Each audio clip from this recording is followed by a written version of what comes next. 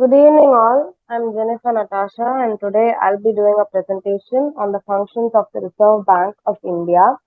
So, the reason why I chose this topic was it might be useful for everyone because we need to know the basic functions of the Reserve Bank of India first of all. So, let's start with the introduction. What is RBI? So, RBI stands for the Reserve Bank of India. This is the Central Bank of India. It was established on 1st April 1935, that is before independence, under the Reserve Bank of India Act. So it was privately owned and then it was nationalized. So it was made a public body in 1949, that is after the independence of India. So let's see the functions of it one by one. First one is monetary authority. So the term monetary means anything that has to do with money. So RBI controls the money supply in the economy. It regulates the supply of money basically. This is to avoid too much of circulation or too less of circulation. It should be in adequate amount needed. Next, it controls inflation through tools like repo rate. So first, let's know what inflation is. So in simple words, inflation is a situation where the general price level of goods and services increases. So this is known as inflation. So repo rate is the interest rate at which commercial banks, normal banks, borrow from the central bank, which is the Reserve Bank of India. So this is repo rate. So the Reserve Bank of India, what it does, it actually controls the inflation through the using the tools like repo rate. So it maintains stability in the economy by doing so, and then it implements the monetary policy through the Monetary Policy Committee to achieve its goals. It can be an annual goal or it can be a month-wise goal. So this is the monetary authority given to the Reserve Bank of India. It exercises its power over these points. Next, the main thing we all know about commonly is that the Reserve Bank of India is the issuer of currency. So Reserve Bank of India is the only body that has authority to issue currency. So our currency is the Indian rupee. Except 1 rupees, it has the right to issue all the currency notes. Next, it ensures sufficient currency supply. As I stated in the previous slide, it should be adequate and it should be equal for all sectors of the Indian economy.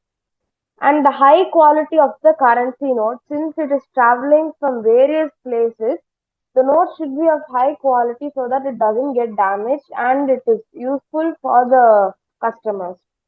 And then it should prevent false currency. So false currency is a very crucial thing to be addressed. So RBI keeps a check on false currency as it is the issuer of the original Indian rupee note. So there's an additional information here. Many of us have a doubt arising in our minds: if RBI issues the currency notes, then who mints the coins? So the coins are minted by the Indian government and they are distributed by RBI. So is there any doubt in this slide? Next, custodian of foreign exchange. Custodian means someone who takes care of. You can just term it as guardian. So RBI can be taken as the guardian of foreign exchange. So RBI, it manages the foreign exchange reserves. So foreign exchange reserves are also known as forex reserves in a short form. So these actually the foreign exchange reserves are simply they are the assets which are in the country's central bank, that is the RBI, in foreign currencies. So for example, if I take a machinery and I have the value of the machinery in foreign currencies, it is an asset for me. The machinery is an asset for me and it is in foreign currencies. Then I have such machineries and so and so. So these are known as the foreign exchange reserves, also known as the forex reserves. So the RBI manages the foreign exchange reserves. Next, it regulates the forex market, that is the foreign exchange reserves. It has a market under the FEMA, Foreign Exchange Management Act 1999. Next, it stabilizes the value of rupee. So the stabilization of the value of the rupee is that simply we do foreign exchange, right? From Indian rupees to US dollars, $1 is this much rupees.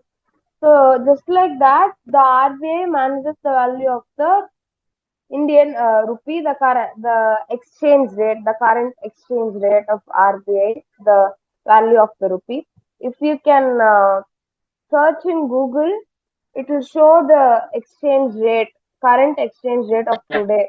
So $1 is equal to so and so rupees.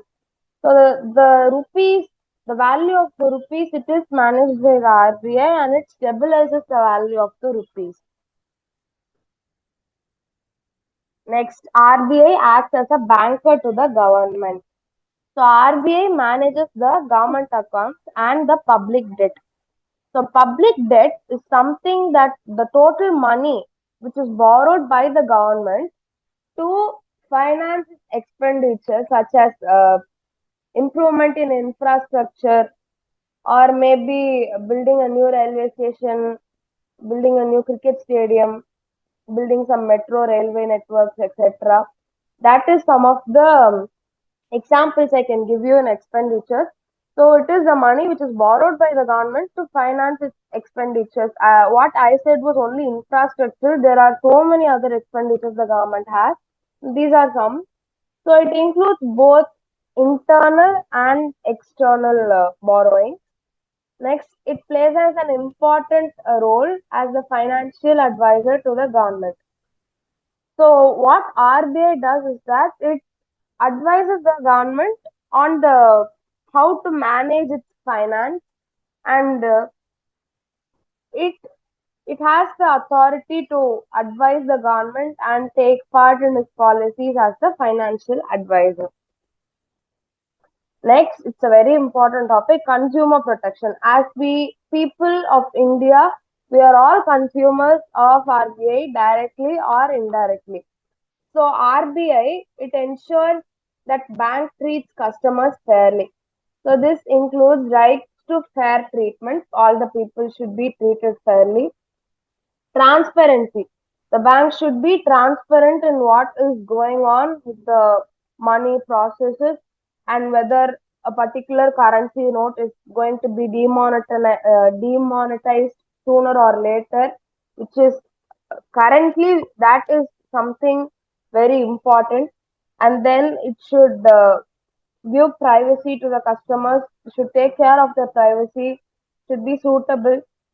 These are some of the points which RBI follows.